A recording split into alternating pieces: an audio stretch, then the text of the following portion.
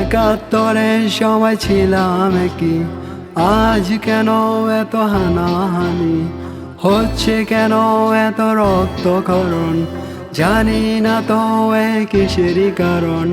মায়ের বুক খালি, বোনের চিল্লানি, ভাইয়ের আর্তনাদ। এসো বন্ধু করে না, এসো বন্ধু হয়ে যাও, এসো বন্ধু করে না, এসো বন্ধু হয়ে যাও।